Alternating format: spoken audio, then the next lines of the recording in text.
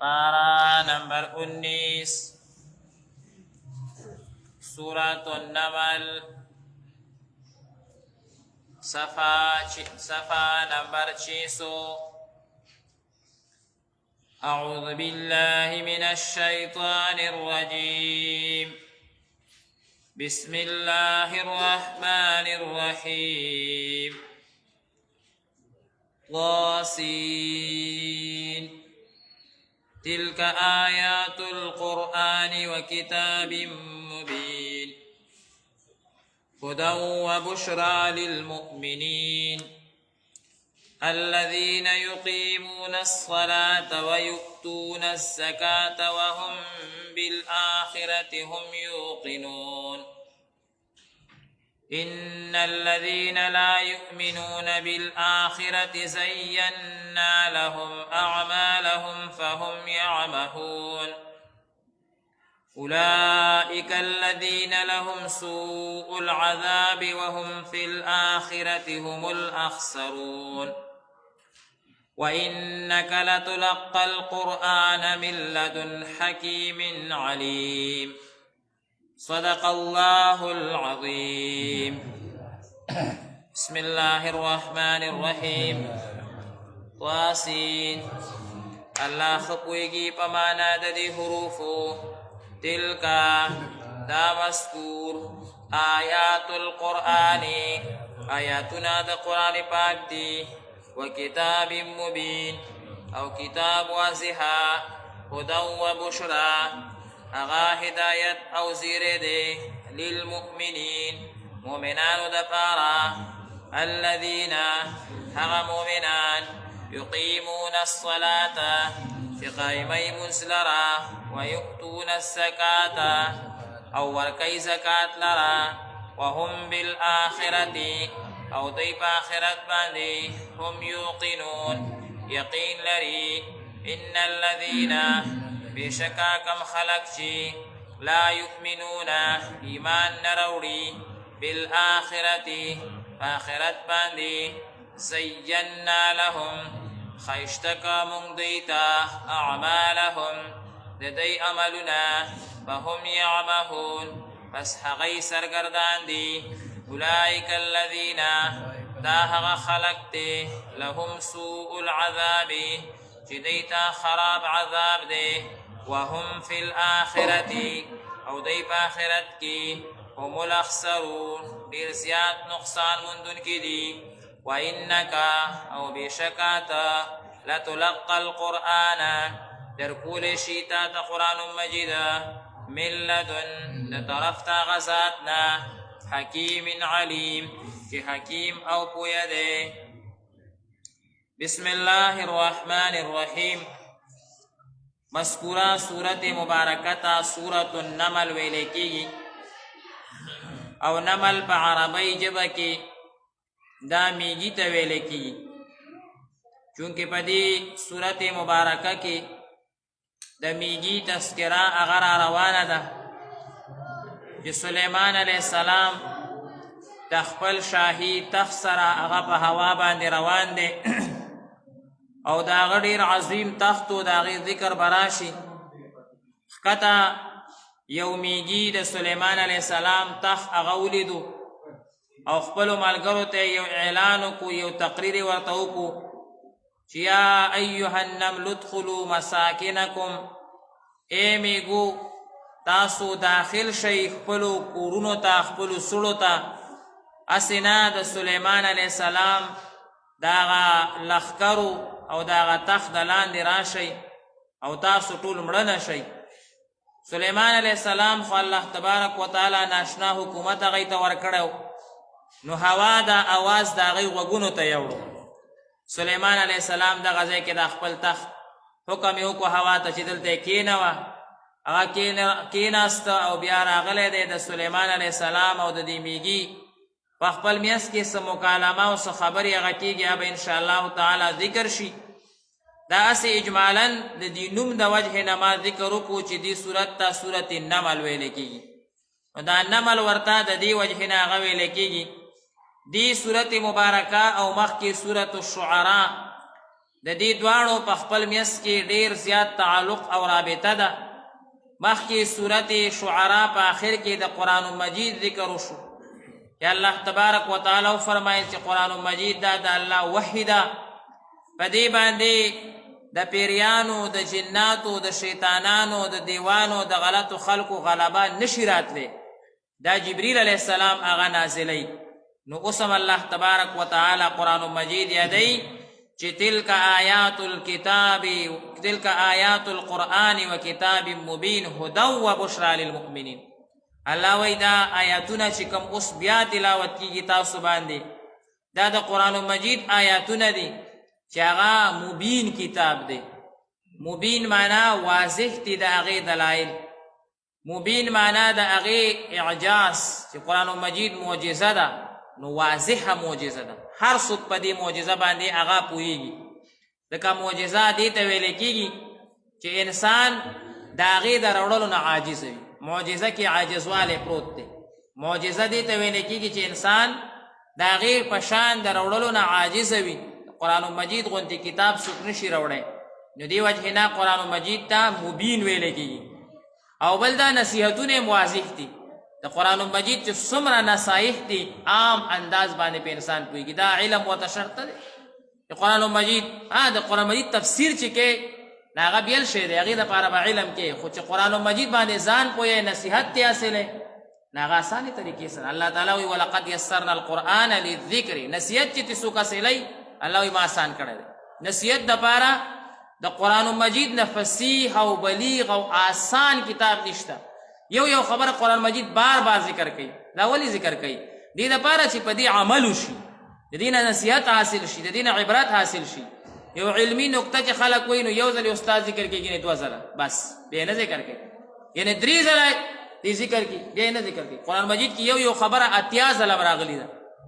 100 ځله هم پکې راغلې ده، 100 ځله هم پکې راغلې. یو خبره دا بار بار دې دپاره الله ذکر کوي چې دا واضح دې دپاره موږ ذکر کوو، بار بار یې ځکه ذکر کوو چې نصیحت حاصل کړي. قرآن مجید باندې یو زمیندار هم پوهېږي، یو انپړ هم پې پوهېږي. که ناظرې نی ویلې هم د قرآن مجید چې ترجمه ورته کې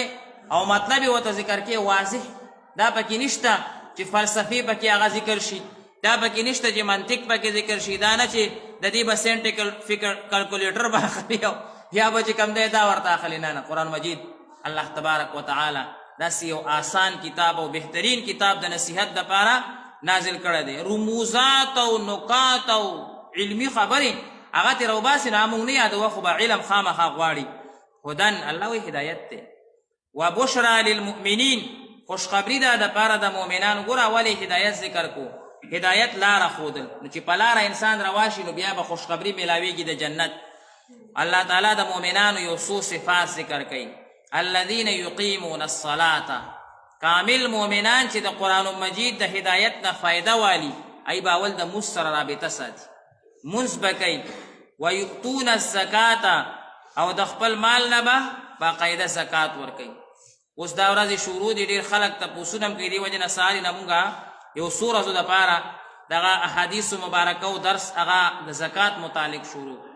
ډېرو ملګرو او دلته جومات کې هم ډېرو کسانو ویلې چې یاره دا مسلې هغه ذکر کا چې باقاعده پته ولګي. نو ضرورت دی ډېر زیات ناشنا. مونږ خو بعضې ټې په جوماتونو کې یو، په مدرسو کې یو، ډېرې ملګري په تبلیغ کې وي، ډېر ملګري هغه په ذکر کې وي، د دنیا پته ورته نه لګي. بعد چې کله انسان لاړ شي دومره زیات جهالت دی، ناپوهي ده چې انسان حیران پاتې شي. سړی وایي د دې خبرو د ذکر ضرورت دی. لکه اوس مثال په طور باندې مونږ ته قتل څومره واضحه ګناه ښکاره کېږي. هر څوک وایي قتل، هر څوک یې بد هم ګڼي. زنا څومره بد شی ښکاره کېږي. بله ورځ یو ملګري وویلې، وایي دا اوس د قتل هغه بدي عقل هم مني، قتل څومره بد شی دی. احادیثو مبارکو کې څومره زیات چې کوم دی نو باقاعده تاکید راغلی چې قتل به نه کوې. نو مونږ خو دا دې وجې نه بعضې مسایل نه ذکر کوو، مونږ خلکو ته معلومې دي،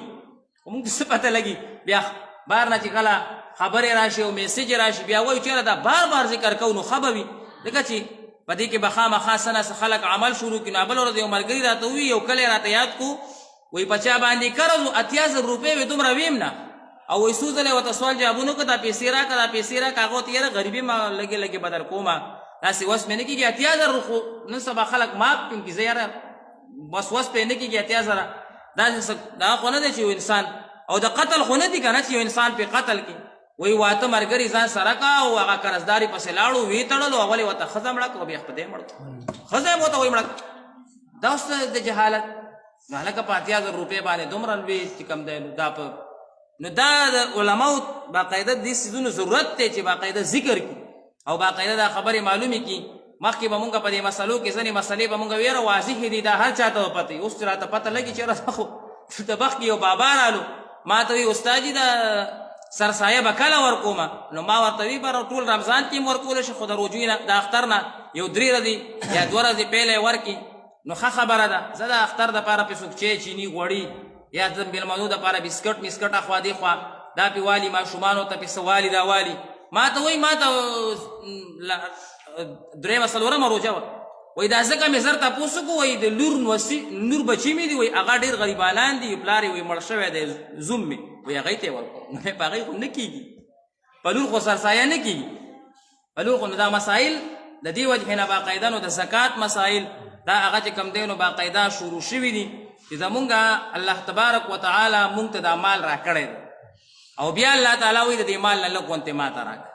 نو دا په مونږ باندې امتحان شو یو کس سره چې مال نه وي که نه دي نو بیا هغه وایي چې یاره مال دا به زه ورکوم او داسې به کوم خو چې راشي ورسره او د ده په قبضه کې راشي او بیا ورته څوک وایي چې یاره اوس زما په نوم باندې لږ ورکړه نو دا بیا ګرانه خبره ده دا بیا ګرانه خبره ده نو الله تبارک وتعالی وایي دغه امتحان به در باندې راولم دا زکات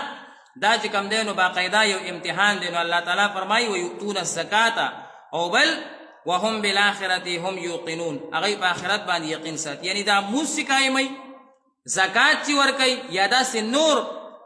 مالی عبادت کوي یا جانی عبادت کوي دا په دې سوچ او فکر کوي چې زما یو ورځ د الله سره ملاقات زما یو ورځ د الله سره ملاقات دی د دې اعمالو به الله تبارک وتعالی ما ته بدله راکوي او کم کسان چې د آخرت سوچ الله وی نه لري ان الذین لا یؤمنون بالآخرة د دې دوه معنی دي یو دا ان الذین لا یؤمنون بالآخرة چې ایمان په آخرت بالکل نه لري یعنې کافران نو زینا لهم اعمالهم هغوی ته مونږ د هغوی کفر خشته کړی دی هغوی ته د هغوی کفر خشته دی بس هغوی وایي د کفر نه لوی شی د عیاشي او فحاشي او بدکاري او نعوذ بالله من ذلک الله دې تاسو مونږ وساتي ای د دې نه راوتل بیا ډېر ګران دي ای د دې نه راوتل نشي ورته ډېر خشته ښکاره کېږي بدکاري ورته ښه ښکاره کېږي او عیاشي او بدنظري او ګنده څیزونه دا ورته هغه ښه ښکاره کېږي نو ان الذین لا یؤمنون بالآخرة زینا لهم اعمالهم ای ته مونږ دغه اعمال خشته کړي فهم یعمهون ای په هغې کې سرګردانه دي لکه اوس مثال یو مسلمان دا تصور هم نشي کولی چې دا څومره د کافرانو هغه ښه او بد اعمال دي خبیث اعمال دي مسلمان د هغې تصور هم نه کوي شیخ ادریس صاحب یو پیره زه چې کوم دی نو په یو سفر باندې روان وم په جاز کې نو یو انګریز سړی هغه ما سره ناست و د لرې نه وایي زما سره د هغه سیټ رالو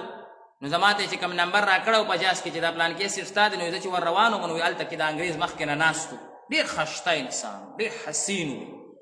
وایي زه خوشحاله شوم ما وایي زه یو که خشته انسان را سره ناست دی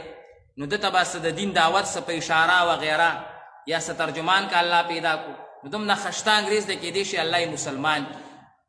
شیخ ادریس صاحب وایي قسم په خدای وایي 10 منټه چې هلته کېناستم وایي ډایرکټ مې هلته کې ولیکل یو درخواست مې ولیکلو کاغذ وایي را سره و پین را سره و چې ما ته دا سیټ بدل کړي نو وایي ما ته هغه کس وایي چې دا سیټ ته ولې بدلی دا خو تا ته درکړی شوی دی لکه بابا خو دا پته نه وه چې دا شخص دی ما ورته وایي چې یاره به دا ځای ما ته بدل کړي وایي ځای ما ته بدل کړو زه بل سیټ ته لاړم هلته د هغه سره یو انګریز را وسو ما خو نیت نه و چې ده ته دعوت وایي هغه دومره حسینو چې انتهایي حسینو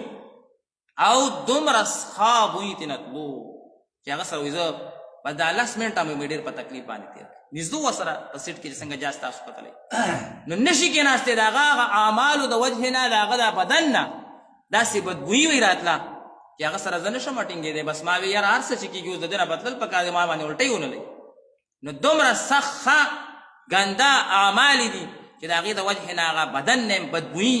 هغه چې کوم دی نو روانه وي الله تعالی فرمای ان الذين لیکن هغه بد اعمال هغه ته خشته دي بد اعمال. او دویمه معنی دا ده ان الذين لا يؤمنون بالاخره هغه کسان چې د آخرت یقین نه لري که مسلمان او که کافر وي او د آخرت سوچ نه وي نو زینا لهم اعمالهم هغه ته د هغې بد اعمال خشته دي. ډېر مسلمانان وروڼه زمونږ د آخرت سوچ نه وي په بدو اعمالو کې روان وي هغه بد اعمال ورته بیا ښه ښکاره کېږي هغې نه راوتی نه شي. او دویمه معنی یو مفسرینو دا لیکلې ده زینا لهم اعمالهم. اگر چې مفسرین حضرات وی دا ترجمه کمزوري ده خو خوند ډېر کوي تاسو پهله سوچ وکئ. الله تعالی فرمایي ان الذين لا يؤمنون بالاخره څوک چې د آخرت سوچ نه کوي نو الله تعالی وی د نیکو اعمالو حسن هم ما ښودلی دی. د نیکو اعمالو حسن هم دی ته ظاهر دی لیکن آخرت ته اړو سوچ نشته نو نیک اعمال یې پرېښي. د دې مثال به زه تاسو ته ویم لکه مثال په طور باندې موږ ټول ګناهګار یو. زه ستاسو نه ډېر ګناهګار یم خو چې دا کم کسان د دین نه ډېر لرې وي که نه او مسجد ته چېرته نه راځي تاسو وګورئ نو دا نیکان خلک چې وویني تبلیغیان وویني داسې نو څه وایي یاره دا ښه خلک دی ښکاري ګوره زړه کې وایي ښه دي وي دا ښه خلک تبلیغ والا ورباندې که کیني ورسره نه خو بد نه وایي ورته ښه خلک دی دا ښه خلک دی. چای ورته راوړي یاره چای اوس که د ما ډېر بد اعمال دي دا یو پیاله چای در باندې کیدای شي دې وجې نه ما الله وبخښي. استاد وایي ښه سړی دی حافظ صاحب ښه سړی دی پلانکې صاحب ښه سړی دی ډینګې صاحب ښه سړی دی ډیر باباجي ډېر بزرګ دی بخور الله باباجي ډېر بزرګ دی دا زینا لهم اعمالهم معنا ده چې دا ښه اعمال الله وایي دې ته ما خشته کړي دي بیا ولې نه رانیسو کېږي